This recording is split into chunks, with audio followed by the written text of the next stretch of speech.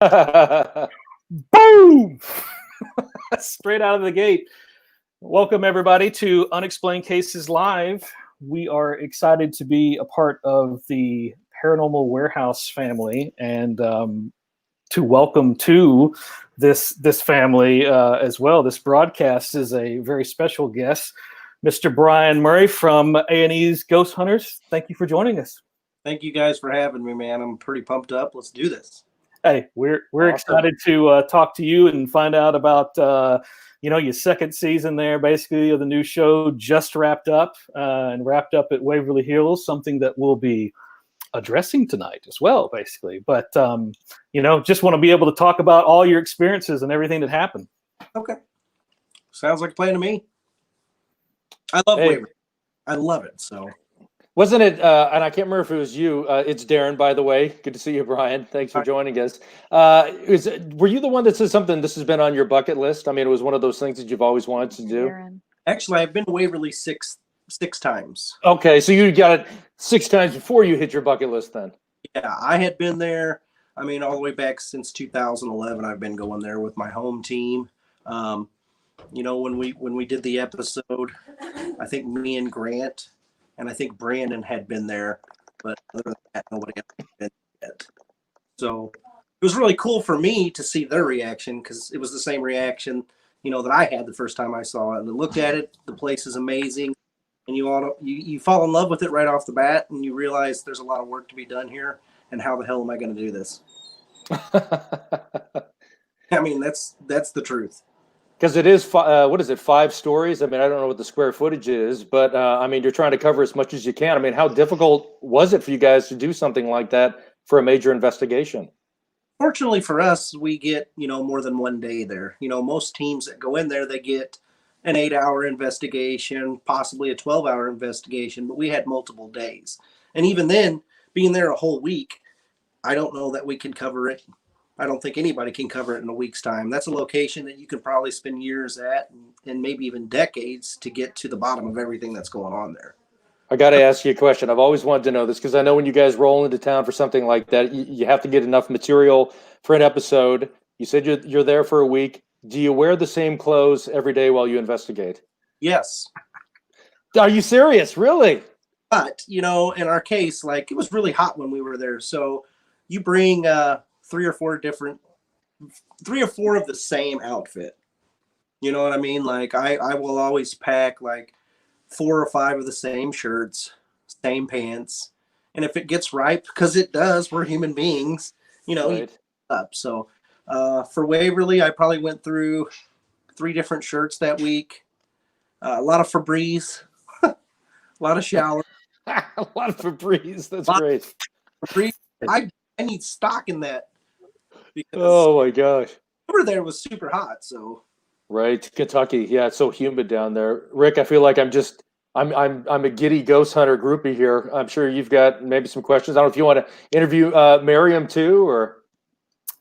Oh well, to think about it, basically, I'm sure most people, Brian, they know about your service history, and thank you for your service to the country. Absolutely. There, basically, always being a Marine there.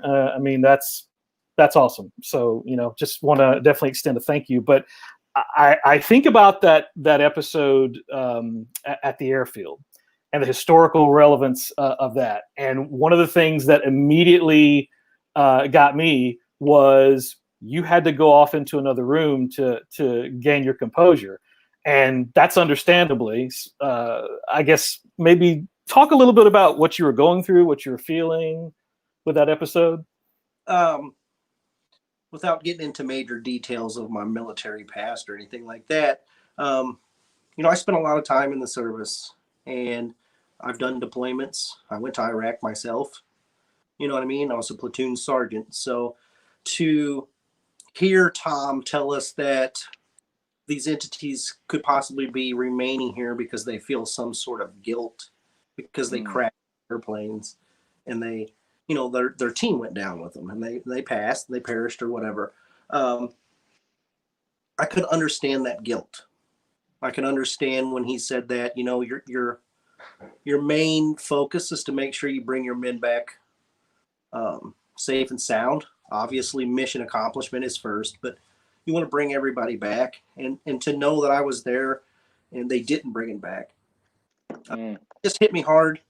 I took a moment to get out of there, and just kind of, reflect on that, try to get myself back in the game. I was there to do a job, but I'm a real person, that's put in some real time, and it bothered me. It bothered me because I know what that captain or that crew member possibly felt, and it hit home. That was not an investigation for me. It was more of a real life experience, and now I'm looking to help these entities that I looked up to. When we went through boot camp or we went through those kind of trainings packages and cycles, these are the guys that we looked at. We considered them heroes. I still consider them. And to be there, it wasn't about entities or something like that. It was more, I want to let these men know that they did accomplish the mission. Yeah, absolutely. I mean, people talk about it's for entertainment and things like that, but you really had a connection, that night. You've done so much. I hate to speak for you, but I'm sure you've done hundreds of investigations, but this is one of those that's so memorable just because it really tugged at your heartstrings, it sounds like. Tugged at my heartstrings for sure. I was very honored to be there. A lot of people didn't know that I've actually been to Nagasaki, where the atomic bomb landed. Wow. There where the bomb left from, at Wendover Airfield. So it was like a full circle. Like it's not strange to say, but sometimes it is. Like, I felt like I was supposed to be there. I felt like, I was a leader again, as far as like leading men in battle or in the service. I was there to help lead the team and how to speak to these officers and how to speak to the men and try to convey that the mission is number one, and you guys accomplished that. So it was a great moment. I feel bad about breaking down like that a little bit. Hey. I don't feel like, that I was weak or anything like that, but some people think it was a sign of strength. But as a jarhead or as a Marine, you kind of want to keep it at all times. And right. I'd be lying if I didn't say I caught a little flack from some of the other jarheads that I know, but I'm a real person. Exactly. No, it was very genuine, I mean, you obviously you were not acting it up or anything like that. You really had that connection. I was curious. I know, everybody's got a story about why they got into this field. Was there something in your past that really turned you on to be a paranormal investigator? Yeah, it starts with a girl, like most good stories do. That's true. So to this girl's house to kind of go on a date with her or whatever. And I brought my buddy Matt with me, and something happened. She went to the restroom, and her mother came down and had a handful of drinks. She bent over to set them on the coffee table or whatever, and there was a man standing behind her. This man was kind of looking. We made eye contact, and this is 3 feet from me. He turned and he went away. I looked over at my Matt, who's also the co-founder of my paranormal group back home, Riverbend Paranormal. And I said, "So you ready to go?" He was like, "Shit, yeah, I'm ready to go." So we left. Didn't talk about it for about 10 days or so. It freaked us out. I was only about 14 to 16 years old. I can't remember, somewhere around there. And from that moment, I said, I got to figure it out, man. It's driving me insane. I saw this. I saw it right in front of me, and it doesn't make any sense. So I would read and research anything on the phenomena, going back to watching, Unsolved Mysteries for the show. I love it. Sightings and, reading good on anything ghostly or the phenomena. And it's been a part of me ever since. Like, I'm still searching for that day. Man, that's awesome.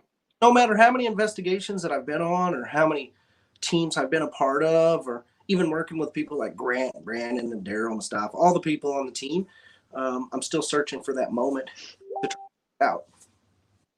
Man, yeah, I mean, speaking of Ghost Hunters, awesome show. You guys were amazing in season 1, fantastic in season 2.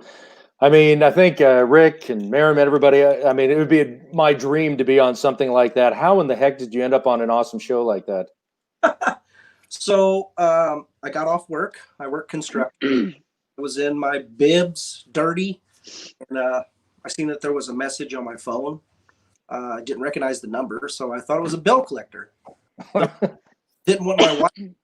We possibly didn't pay something, so I went outside to listen to the message, and it said, "Would you be interested in doing a Skype interview for a possible paranormal show?" Now I had done like 7 to 10 of these past. So I was like, okay, I'll do it again. They don't ever lead to anything, but let's just try it. So I literally sat back in the chair with my bibs on and I answered questions like, what do you want to know? I was just totally myself. And they said, well, we absolutely love you. I was like, are you kidding me? Like, I'm giving you the bare minimum right now. Right.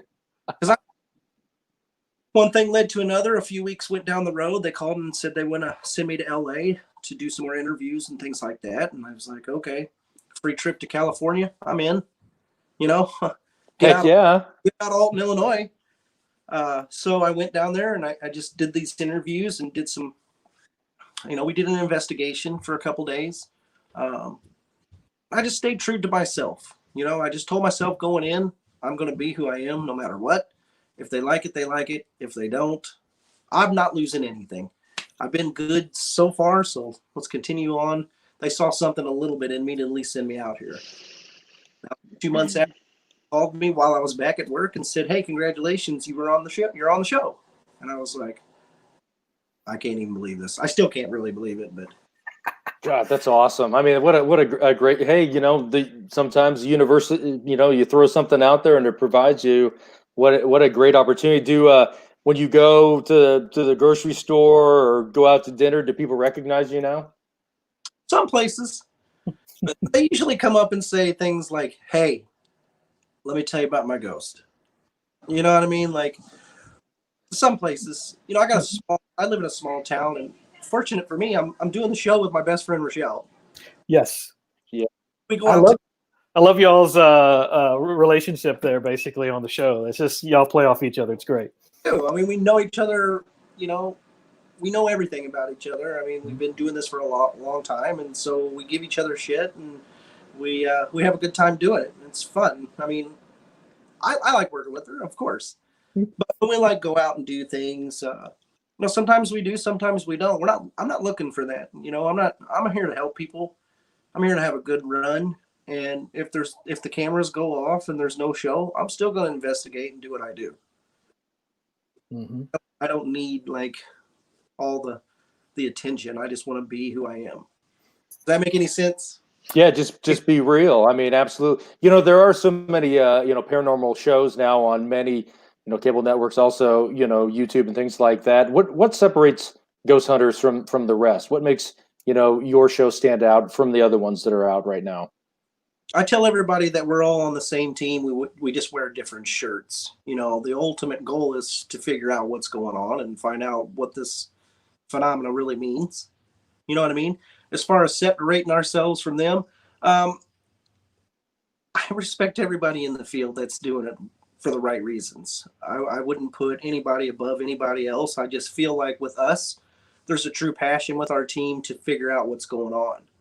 And you guys get to see 43 minutes of week-long projects here. Like when the cameras go off, we're still researching. Even days on when we're doing the reveal, we're still figuring things out. If you go back to Pampa, Texas, I know there was some communication that was going between Mustafa and Brandon in the data logger or whatever.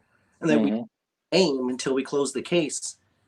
Found the name 2 days later of who we thought this person could be, and it just matched up. So just the work that we put in, I think it's genuine. I mean, there's a lot that goes into it, and I feel like we're just scratching the surface of where we want to be. And I think we're going to continue to move up and continue to get, where we want to be, but it's going to take a little bit. We had not worked together as a team. I worked with Rochelle. I didn't know any of the other people before that. So the first season was us feeling each other out.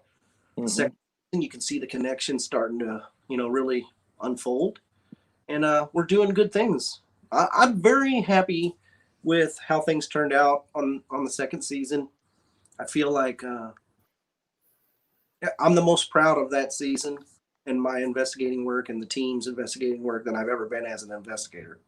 Right. So, Do you feel any pressure? You're working with Grant, who's pretty much a legend. Going back to the original Ghost Hunters. Seems like a nice guy on TV. I mean, I don't want to, pry, but what's it like, working with somebody like that? He seems pretty cool and pretty genuine. Grant's incredible. Grant isn't Grant Wilson, the legend. He's Grant Wilson, the investigator, and he's part of the team. So if if Rochelle has an idea or Brandon has an idea, he doesn't sit there and say, we're not going to do this because I'm Grant Wilson. He listens to everything everybody says. He's very genuine. He truly wants to get answers, and he puts in the work just like all of us. He's an amazing person. And, I'm lucky to obviously work with him and pick his brain on things because he's very knowledgeable. Obviously, everybody knows he's really knowledgeable. He makes us better.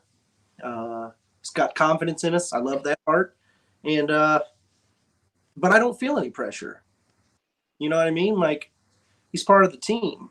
If you think about like when I was in the military, I was part of a team, and everybody that's on that team plays an important role. So, to be a well-oiled machine, you have to have everybody. And Grant's one of them we have to have, and just like all of them. That's like everybody's. Go ahead, Rick. Oh, I was just going to say, did you expect with that teamwork to be out in the middle of Alaska? I didn't expect that. It was great. I love the locations that we went to. I love the fact that we went to locations, that mostly haven't been investigated before. Mm-hmm. That's a whole new set of, like, how do I say it? Nobody's ever been there. Right. Literally.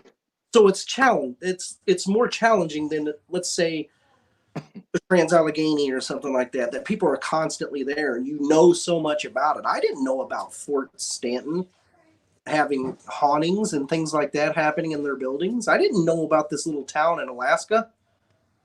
So, it was very challenging. They were all challenging, but man, what a group of locations to put your name on and put a stamp on and say, hey, I was there. And as one of the first people to be there, I loved it.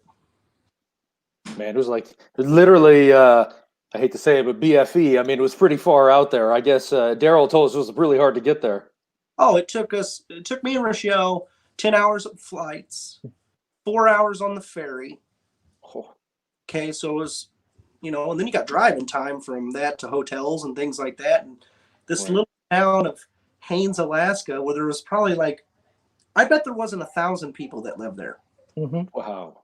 And there's no way to get off this place unless you take the ferry. And as a matter of fact, as we were trying to leave, we went out in the water on the ferry. We got a 4-hour trip back to land where we can get to our hotel to fly out the next day.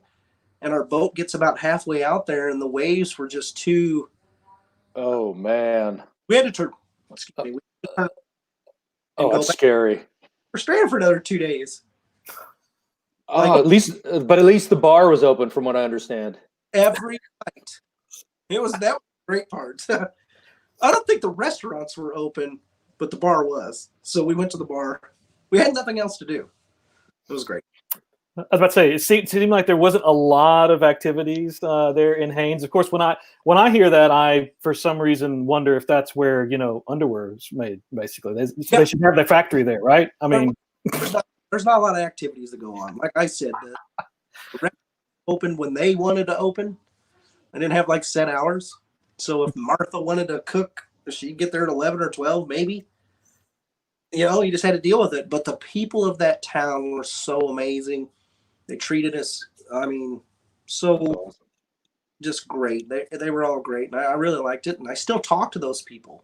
That's another thing people don't understand. These cases are done. Once we leave, I still have a connection with these people. I still want to know what's going on there. It's not about a show for me. Mm-hmm. That's cool. It's about relationships, basically, right? Yeah. We opened a door. Let's see where it takes us. whether it's in front of cameras or not. Hey, real quick, I had to ask you. I'm down here in Phoenix, so a few hours from where you guys opened up this second season. That was a crazy episode. Not only the paranormal activity, but some of the stuff that was happening in the town. Just curious to get your thoughts on what was that like down there? Man, Cliff, something. Okay, It's a trip, isn't it? I was in the middle of that. Might be the one that was in the middle of the nowhere the most. Like, just mountains was around it. It took us an hour or so to get there every day. There was no cars on the roads, and the people, they were. You had the amazing ones that were super nice. You had the ones that scared the absolute shit out of you. Yeah. So yeah. Oh. I was sick the whole time I was in Clifton. Wow. So for me, that was a very tough investigation. I mean, I was sick. I had 103 temperature between my runs and things. I was laying in the ground. I was laying on the concrete. At one point, I had to take out, I don't think they call them wild boars, but was some Javelinas? Yeah. Yeah. Well, at us, I tried to save our producer, Nina. I pushed her out of the way. It was very eventful, to say the least. But, Well, you couldn't tell on TV. oh, man. My voice was actually going away. So when you do those interviews and things like that, I had to wait a day or two because my voice was gone. Wow. I enjoyed it, though. I mean, I enjoyed the investigation. I enjoyed being out there and trying to help out. And Arizona, I loved. But Well, we'd love to come back down here. We'd love to have you. There's plenty of places to investigate for sure. there were some moments, though, that were a little hairy. I'll say that. Mm-hmm. It certainly looked like it on TV. I know the whole thing with you guys were in the truck or whatever, the van and the whole tire, and that whole thing was nuts. I know when we talked to Daryl, he said that some people thought you guys were witches or something like that. Not that we were. Oh, there's just other witches there. Well, I mean, during their, I believe, now don't quote this or anything, but I believe when they did their walkthrough to hear the claims and show, Daryl and maybe it was Grant and Brandon, they walk around, they do a tour of the buildings and they give some of the claims to them. I think there was a car that drove by that was claiming to be witches. Watch out for these witches. There's a lot of occult activity in that little town. Whoa. And this sounds weird, but I was watching a documentary while I was in Clifton. I was watching this documentary, and it literally at one point it said, all bad things and all evil things come from the mines in Clifton, Arizona. And I was in Clifton, Arizona, and I was like, what in the world? Like, just this documentary I watched that came up, and I'm there. That's crazy. Spooky. It was spooky. Oh my gosh. Wow. Well, speaking of spooky, and just the last thing before we transition on to some other stuff, I mean, basically where you're at, when Darren and I visited and checked out McPike, checked out the Mineral Springs. Yeah, it was awesome, man. It was fantastic. That's the only Mineral Springs Hotel was the only time, because a lot of times I watch the shows and people are like, "Oh, something touched me," or I felt something. Literally, I felt something walk through me when we were in the pool. Yes. It got weird and it almost like pushed me over is what happened. And we caught it on camera, but it was like the K2 meter was going bananas, and then that happened. And then McPike Mansion, we had some experiences. Awesome people, great location. I'd love to go back too. Come on. Bring yourselves down. I'll get together. I'll get the places located or locked on. We'll do an investigation together for sure. Sweet. What was the one the Unitarian Church? That was the one we ran out of time. We couldn't go to that one, unfortunately. But that sounds like a great location. Yes, all these locations are 5 minutes from me. No way. Awesome. General over 100 times easily. That's great. Oh, we'll take you up on that offer. What? Sweet. I love it. I love it. Well, so since we're talking about Waverly, a couple weeks ago, we had just started to try an idea out basically, and had Maryam check out a bunch of infamous ghost photos and basically take a look at them, see if she could, were they fake? Were they real? What could she get a read on, basically? And so one of those was this picture that when folks see it, they may be able to recall it, of this allegedly a nurse who, the backstory behind it, she'd hung herself because she basically she claimed she was pregnant. The doctor, impregnated by a doctor, had no interest in her, and so she killed herself. So what I wanted to do is I wanted to roll that clip from that, and just to kind of remind everybody of that one, and then also just see, Brian, you having been there, what your reactions are from her impressions and any questions that may come up. Okay. So I'm going to share this guy, and we're going to let this roll for a little bit here. Besides the countless death and trauma at this location, this eerie image apparently depicts Mary Lee, a nurse who hung herself in the hospital. The story goes that the woman was impregnated by a doctor at the hospital who later wanted nothing to do with her. So this is a classic. And we'll go in close here. Wow. Okay, I couldn't hear you, Rick, but that's okay. I'm assuming since you're gone, I'm up. Yeah, she's a trip. This woman's a trip. She's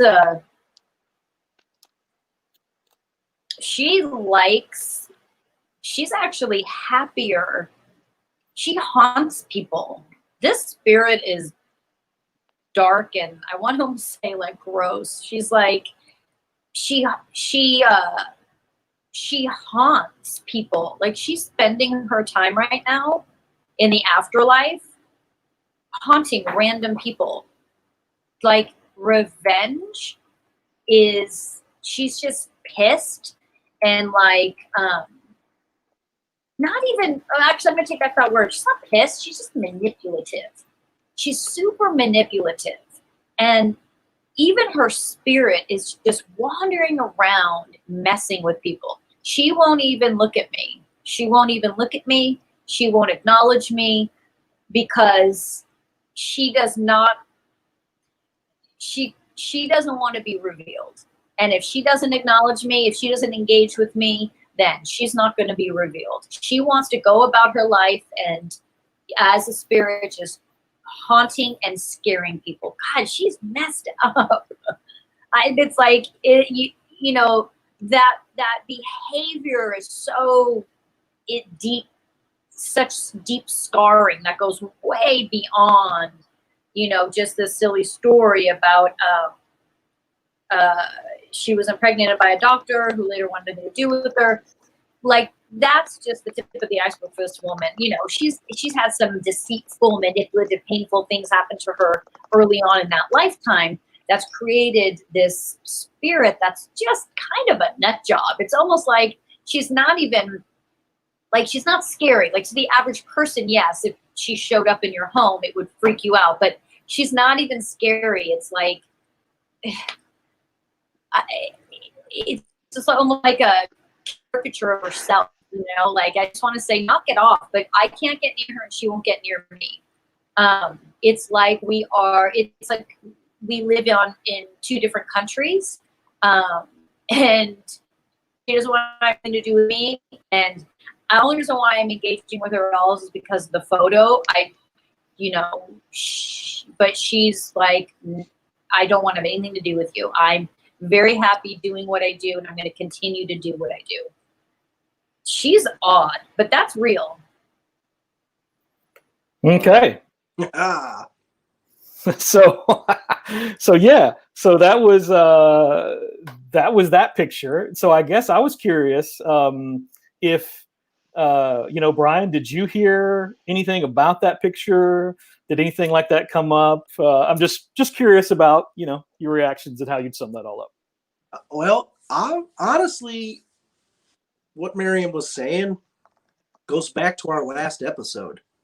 And that episode, we come up with the conclusion that there is something there, somebody there that wants to play tricks on people, whether it locks them in the death tunnel that happened to Brandon. What you guys That don't was know, crazy. what you guys don't know, before that, Rochelle and I were down there, and I said, "Can you throw a rock or something at us?" Now, fast forward a couple hours later, we get a rock thrown.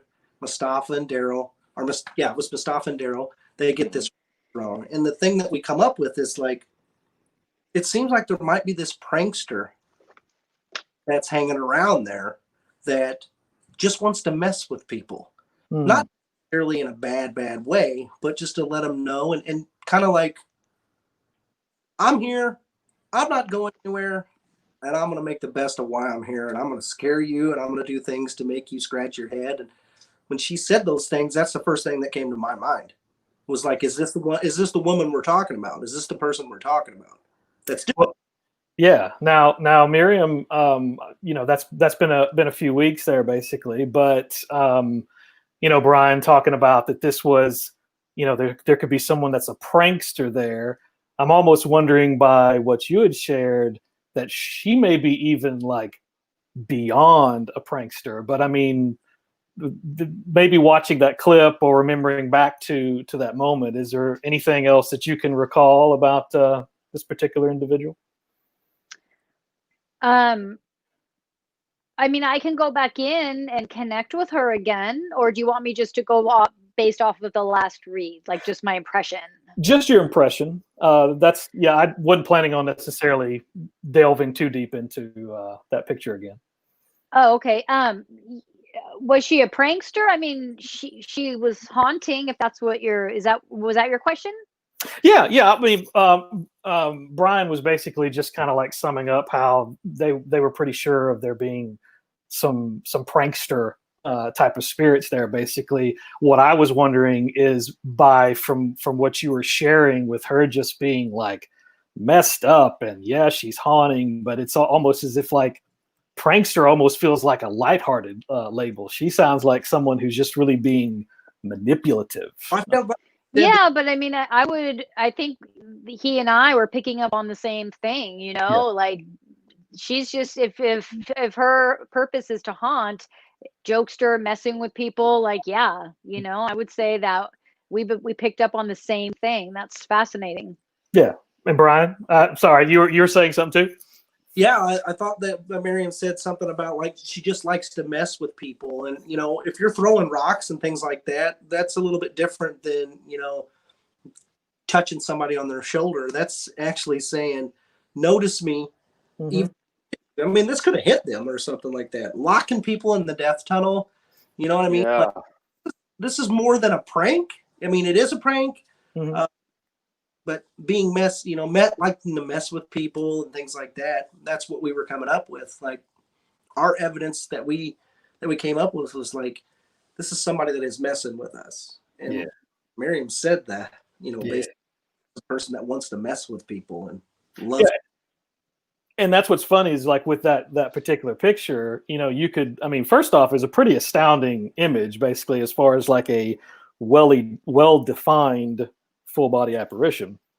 But then basically to be like, oh yeah, well, here's this whole other side. Like in essence, basically, yeah, she was manifesting for whomever actually caught that amazing picture to be like, yep, I'm here, and let's be able to be noticed there. So also, if you think about the fact that I think she felt like she was wronged by this doctor. Mm-hmm. Yep. We have women on our team that didn't have the experiences like the men did. It was Earl and Mustafa that was down there when the rock was tossed. It was Brandon and Mustafa down there when they were locked in. This is somebody that was messing with the men of our team. And I feel like this woman was probably felt, a little scorn with the fella, like basically impregnate her and left. Yep. Yeah. So good point.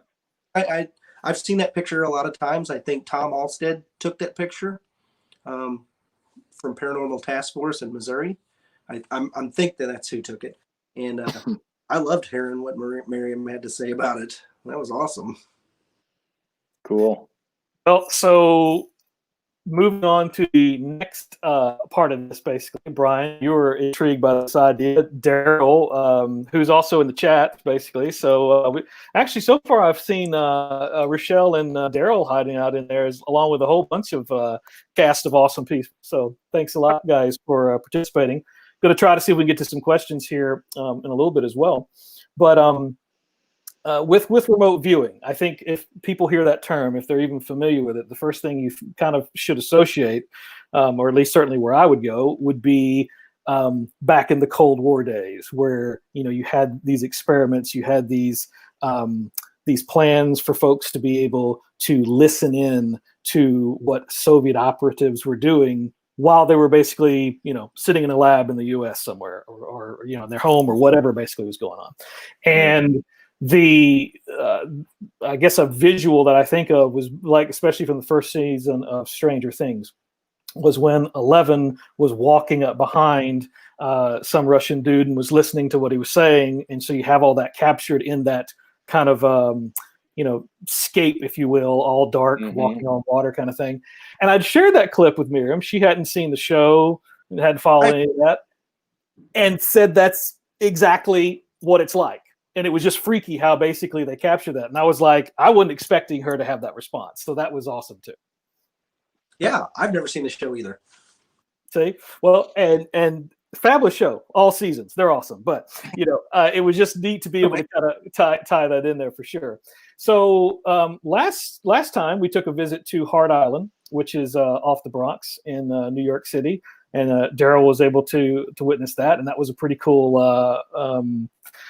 episode to be able to check that out remotely and see what was going on. And so today, in honor of Waverly Hills, there basically being the season finale, thought we'd check that out and do a little visit. So Maryam, are you ready for us to take a little journey there? Sure. All right. Well, then I will get our footage rolling here, just so folks can also have a view of this fantastic place. That'll be coming up here in just a second. But then Maryam also has some images as well that she'll be able to be referring to as we go through here. And so basically, this is just an opportunity for us to be able to see what else may be at Waverly Hills. It's my second time being there's definitely at least 3 strong spirits in that space. This one hallway corridor that I'm going to enter right now has, I think it was a psych ward, just because the people that are the people that were there were psychotic. I was just going to say like heavily medicated, but they're psychotic. So it's like, as I'm walking through, hold on, I want to put my computer down. There's it's like I have to be careful because people are like reaching out at me. It's almost like they're behind bars, like, or maybe this was, I don't know, was it a prison or a hospital? So because they're like behind bars, and I don't know if that's symbolically or just they can't get me, they're stuck. And they just keep trying to reach out. One in particular, like this crazy brown hair male dude that's just like out of his mind. There's something about this building that's just the people that came through this building, even medical professionals, were not on the up and up. They were sketchy at best. They were just not, their intentions were not to care for people. Something was going on here that was, the intention was never to help anybody. I don't understand why. I don't know why it was just so stuck. But it wasn't about healing. It wasn't about clearing. It wasn't about getting people better. It was about just like getting as many people in as you can, and then they just suffer. They just died there, heavily medicated, psychotic when they would come in, and just, it was nuts. A lot of But the interesting thing is that theory about this woman in that picture of her like having an affair and all that, there was so much drama amongst the administrators and the doctors, an unusual amount. Like I'm being told, like that's not a normal hospital. Like yeah, there's drama everywhere you go and everywhere you work, but for the most part, doctors and nurses are really focused on healing and what's best, obviously, for what's going on around them, and not here. This was just a place where you just got like the worst of the worst almost, and it was just this constant like BS between everybody and just backstabbing and lying, and it just was nothing about it was healing or comforting by any means. There's three spirits in particular that are telling me about it right now, and are willing to walk me through it. I don't really know, to be honest, that I want to walk through it, but I'm going to flip to another photo and just see where that takes me. Because I told them to hang on for a sec. I don't know that I want to be led in some random place just yet. But if anyone has a question, you can interject now while I'm kind of transferring.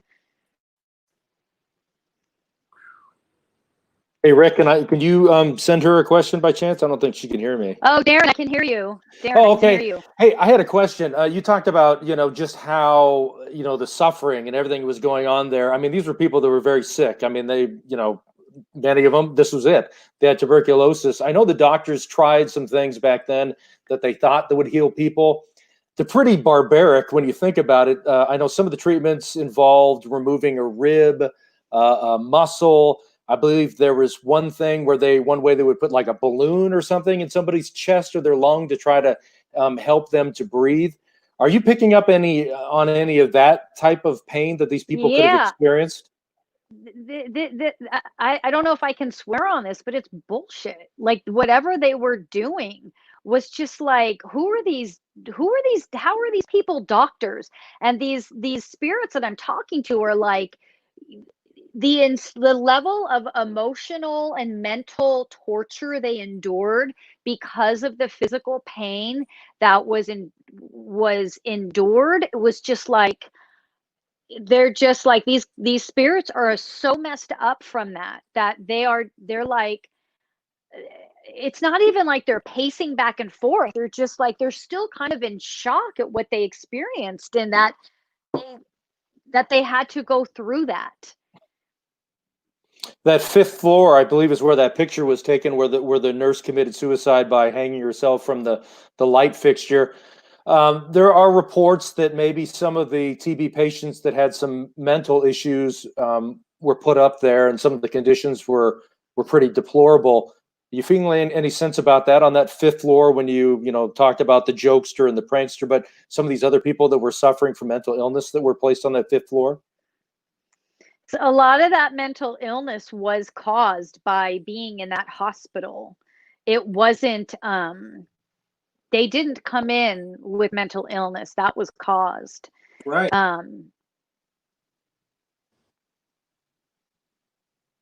So hang on one sec.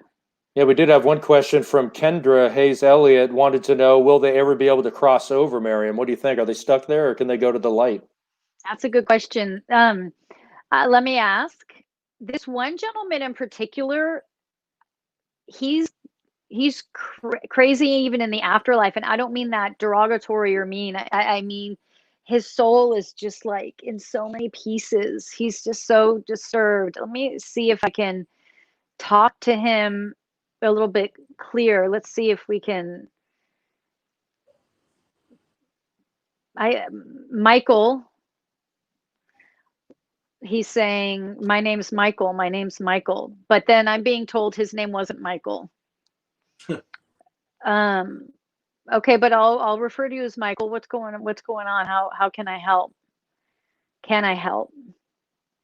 Okay, he's too far gone, so I need to call in. Like, where are his guides? Why they're there? They're always there. They're saying, but they're really like back, because he's really it's almost like if you could envision someone in a psych ward now, just like flailing, violent, aggressive, and his guides just won't go near him yet. I want to try to approach him.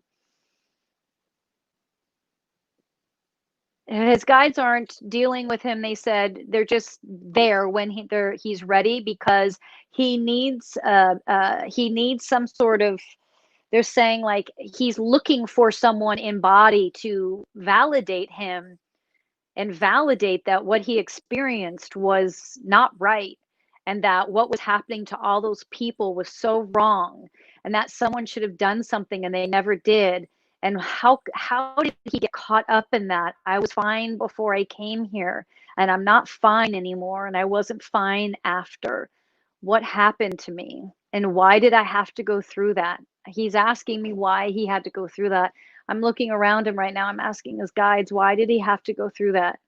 It was part of human evolution at the time. Not that humans, unfortunately, have evolved that much, but at that time, that was part of human evolution. Was this, it was like this moment in time with medical science where humans were coming in and just feeling like they somehow knew better than what they had studied, and that if they could experiment, and they were taking human life and treating it as just like they were laboratory specimens that they could experiment on. They figured out they're going to die anyway. What does it matter? I need you, Michael, to understand that this was part of your journey. Karmically, you were to experience this, they're saying, and that even though that was painful, where you're allowing yourself to sit right now is actually more painful than what you experienced. And if you can find it in you, the strength to move forward, that would be what's best for you. Will you listen to me, Michael? Will you listen you want to show me around a little bit? You can show me around if that makes you feel better. He said he'll show me where the woman hung herself, that's true.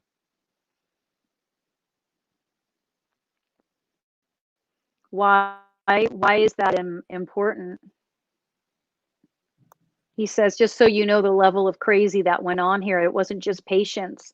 It was the staff too. And he's saying, yeah, she did. She hung herself simply because she couldn't get what she wanted. That makes sense. If she wanted to be with this guy, and have a father or whatever to her child. Yeah. Good point. Very good point. He's saying she was more selfish than that this wasn't like, this was like a selfish act. It was just more like, I want what I want and I can't get it. Michael, he's saying he was there. He's like, tell Brian I was there. I was there when you came here. I was there. And he's saying, I remember. Were you there? I'm sorry, because some of this cut out, I couldn't hear, but were you there? I was just there Tuesday. Okay.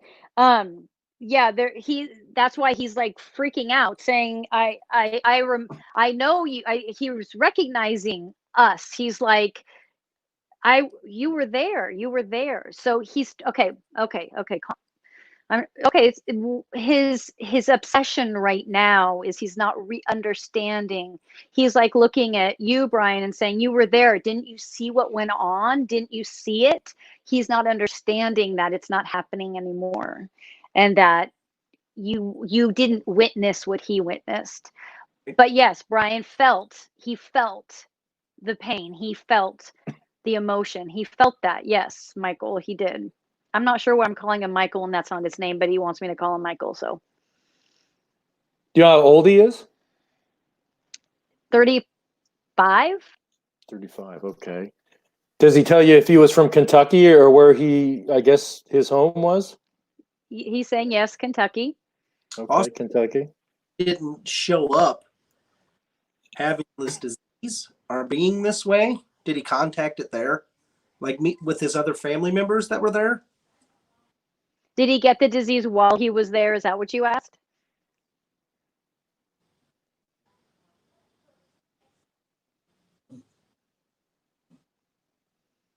Or was he from Louisville or Jefferson County, and his family took him to Waverly? Was that like the last stop, sadly, for his life?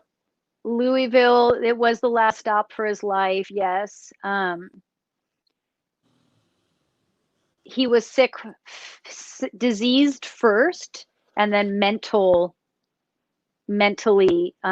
disturbed after because of what he experienced. Would Michael know about any more suicides there? I mean, were there other people sadly taking their own life? He says he doesn't know that there were any more suicides, but he knows that the majority of patients died painfully. Because of the experiments, probably, and this disease, Mm-hmm. no answer. Mm-hmm. It had no cure. It's not right. It's not right. Did Michael did he know what the death tunnel was, or the death chute? Does he know what that is? Hang on one sec. Hold that question, Darren, because he's trying to, Brian, okay, so we'll have a situation, Brian. It's going to be important that maybe you and I chat real quick after, because he's trying to connect. He's trying to latch onto you. Hang on.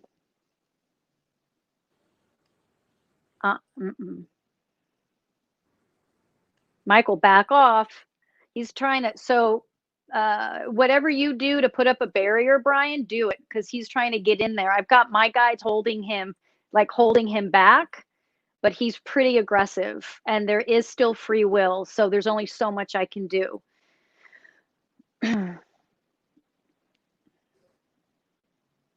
I can detach you after, but he's moving him pretty fast. Hang on. What is it that oh man, he wants to like step into Brian's body. What's going on, dude? Okay, so chill out. First off, chill out, or we're going to disconnect all this right now.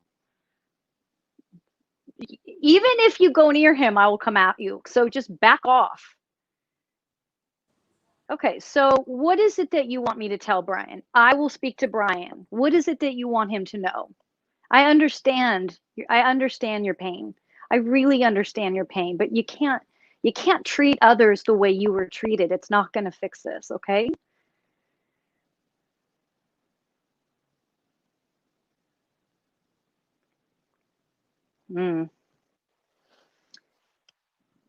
I understand. Okay, so we might have to cut it off. He doesn't have it in him to behave, basically. He's not ready yet.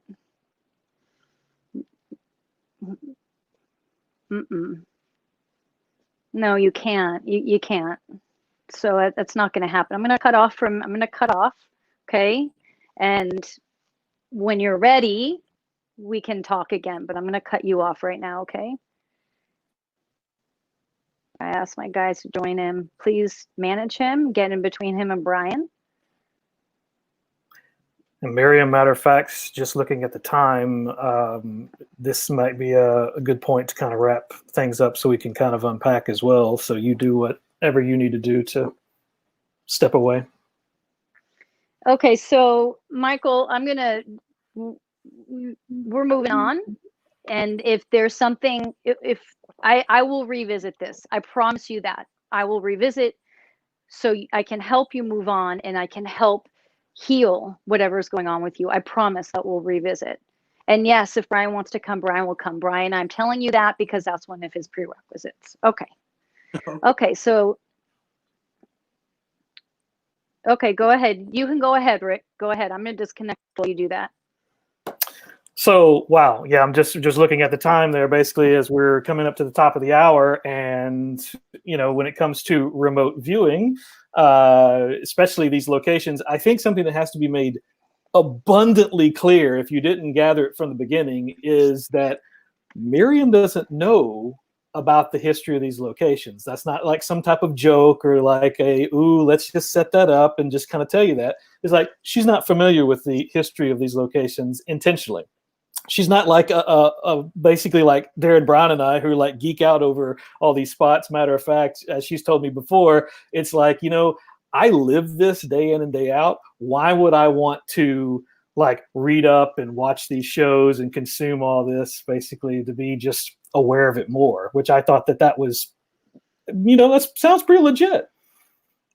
just overwhelming. Just think about that, all the time you'd be bombarded with that. So that, yeah, it would be fascinating. I mean, when obviously everybody knows about how bad the situation was with the, the patients with tuberculosis, but also the mental issues, obviously the patients that were going through these terrible, horrible treatments that, it's, ghost hunters, they like to go there, paranormal investigators, but you got to remember that there was a lot of tough things that people were going through. And I think maybe to acknowledge that, maybe that's what Michael wanted. I'm not sure, he wanted to let people know that, hey, you're here in my house or where I am, and, just show respect.